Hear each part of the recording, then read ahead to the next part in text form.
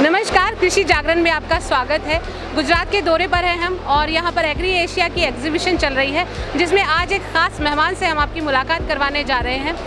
अमूल के managing director Amit व्यास जी अभी हमारे साथ मौजूद हैं और उन्होंने पहली बार अमूल डेयरी फार्मिंग से ऑर्गेनिक फार्मिंग में कदम रखा है। तो इस कदम के पीछे उनका क्या ख़ास मोटिव है और किस लक्ष्य को लेकर वो चल रहे हैं, इन्हीं सब बातों के बारे में जानकारी लेंगे।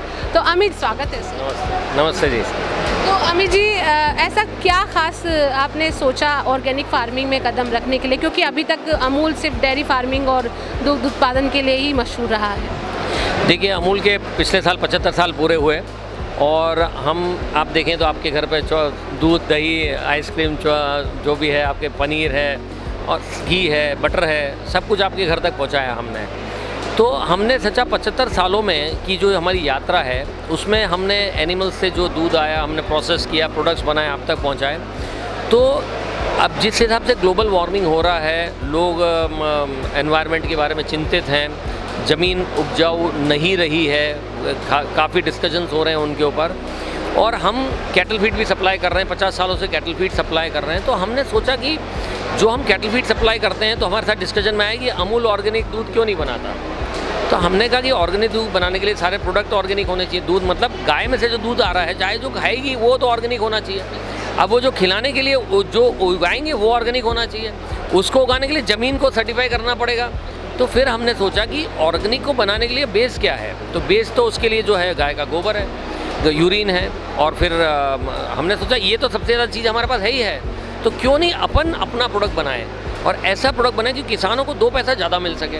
तो हमने ये सोचा कि उनसे इनिशियल स्टेज के अंदर हमने जैसे 200 गाँव में ये एक्सपेरिमेंट किया था, पहले एनडीडीबी के साथ में मिलके किया था, और झाकारीपुरा गांव है जहाँ पे कि हमने उनको कहा कि गैस जो डंग है आप घर पे लीजिए, 1 घन फुट का 1 मीटर क्यूब या 2 मीटर क्यूब का बायोगैस प्लांट लगाया, उसमें से गैस उन्होंने खुद ने यूज़ कर ली।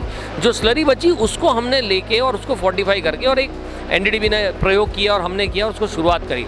फिर हमने इसके ऊपर काफ़ी सारे एक्सपेरिमेंट्स किए और तैयार किया, जिसमें ह्यूमिक एसिड भी डाला हमने, इसके अंदर माइक्रो एल्गी भी डाली, और उसको जो बाज़ार में अभी ऑर्गेनिक प्रोडक्ट पता है, क्योंकि जब अमूल आएगा कोई भी प्रोडक्ट के अंदर, तो आपको जैसे विश्वास है, प्रोडक्ट में विश्वास है, खाने वाले प्रोडक्ट में विश्वास है, किसान को भी उतना विश्वास दिलाना पड़ेगा।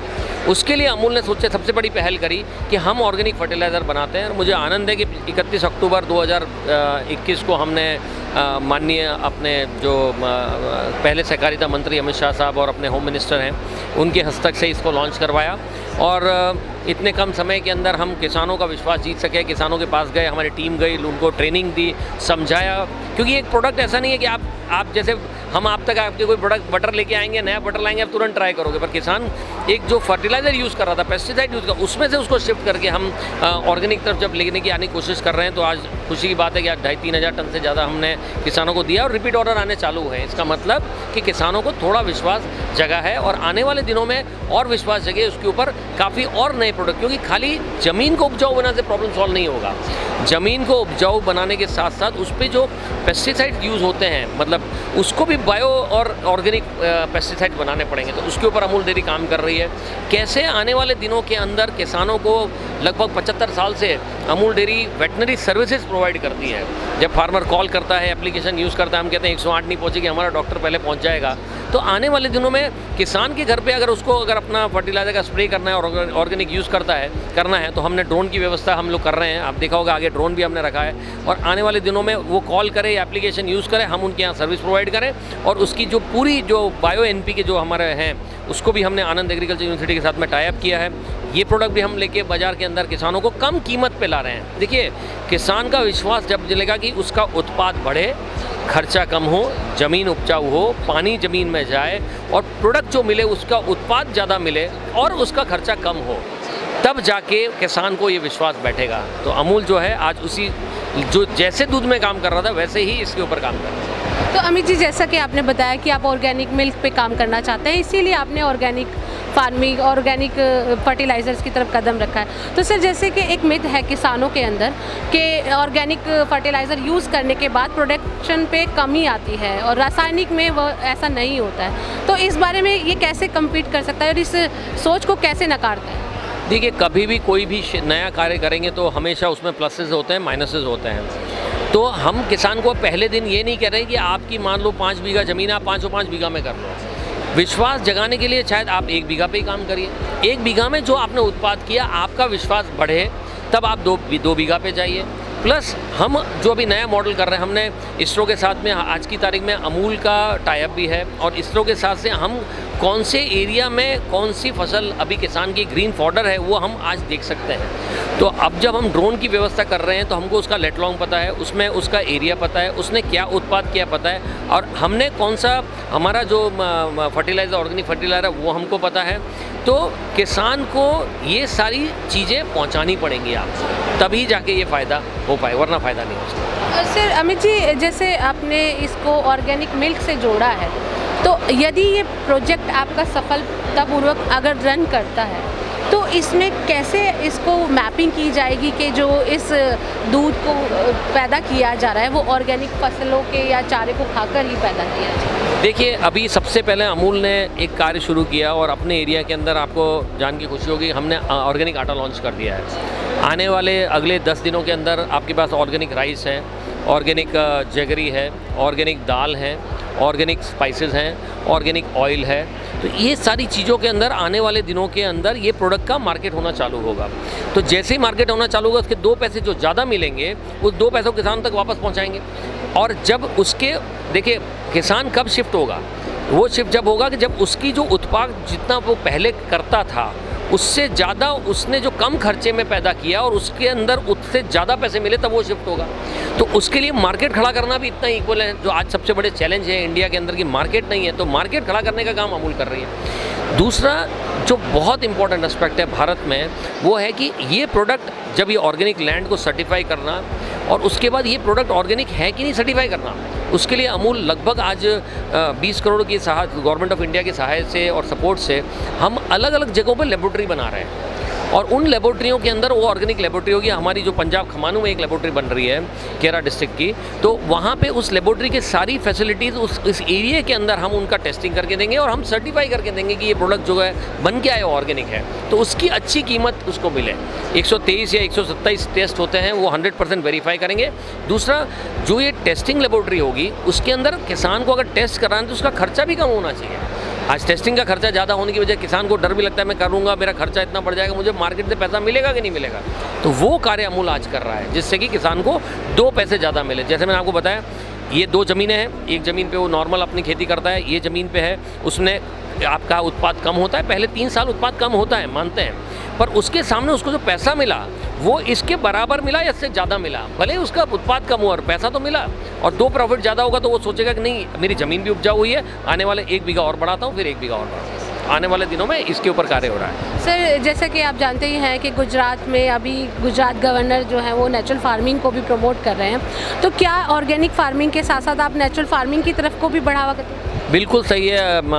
आचार्य देवव्रत साहब जो हैं काफ़ी ज्ञानी है, मैंने उनके साथ काफ़ी सीखा है, और लगभग उनके हर उसको सुना है। वो उन्होंने खुद अमूल डेयरी की अपनी विज़िट करी।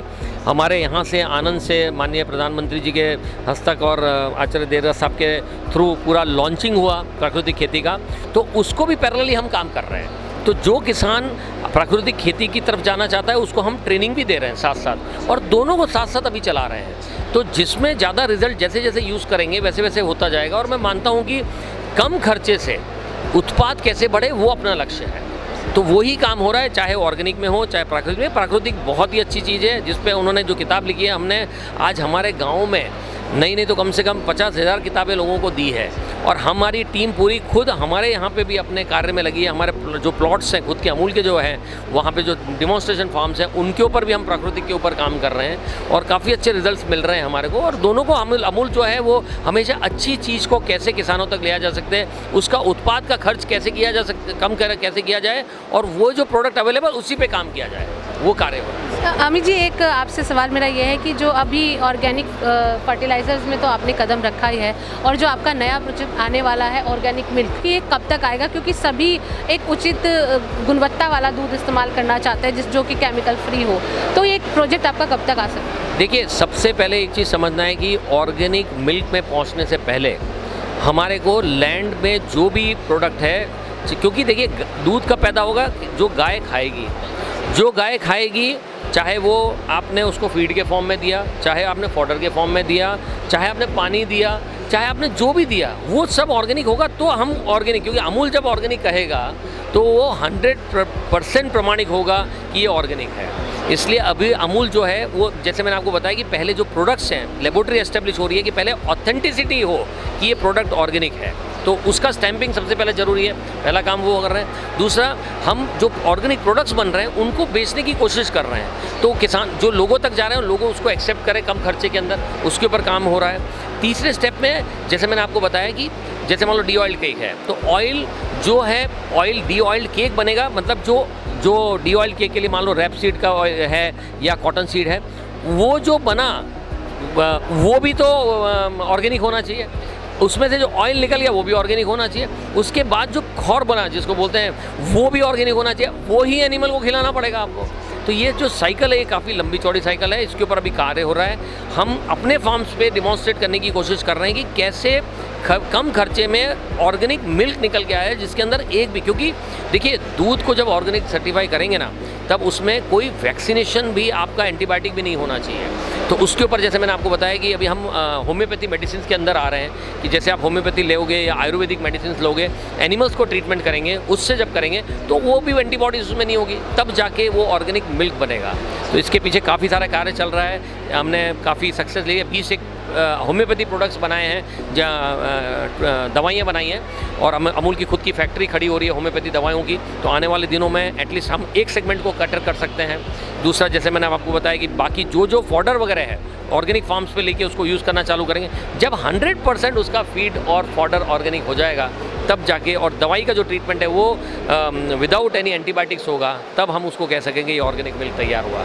उसके ऊपर अभी अमूल डेयरी कार्य कर रही है। सर, जैसे अभी आपने जिक्र किया होम्योपैथिक मेडिसिन का, तो क्या ये वैक्सीनेशन के रूप में भी कुछ ऐसा इजाद किया जाएगा?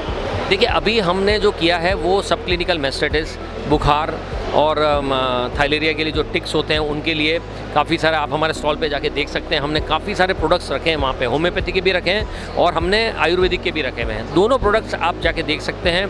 आने वाले दिनों के अंदर और भी आगे कार्य संशोधन हो रहा है। अभी जो वैक्सीन्स हैं, जो गवर्नमेंट अप्रूव्ड वैक्सीन्स हैं, उसके ऊपर काम हो रहा है।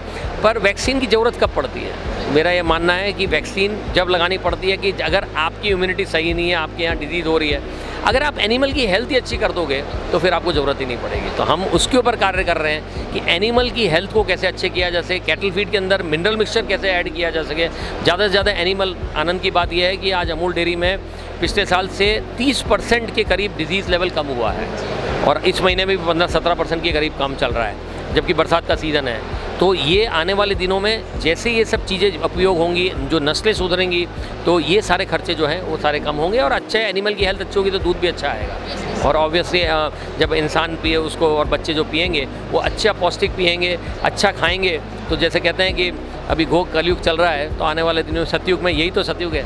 जी सर, तो ये कहा जा सकता है कि अभी अमूल जो कोशिश कर रहा है कि लोगों को सतयुग की तरफ ले जाने की कोशिश कर रहा है, क्योंकि रासायनिक से छुटकारा चाहिए, और अमूल दूध जो सभी पसंद करते हैं, आप और हम, और हमारे साथ जो ये पहुंचता है हमारे घर पर, तो इसको और भी ज़्यादा क्वालिटी देने के लिए, ऑर्गेनिक मिल्क की तैयारी के लिए अमूल ग्रुप बहुत बड़े स्तर पर ऑर्गेनिक फार्मिंग, ऑर्गेनिक फर्टिलाइज़र्स को प्रमोट कर रहा है। साथ ही साथ इसमें अपनी आप मैन्युफैक्चरिंग भी की जा रही है।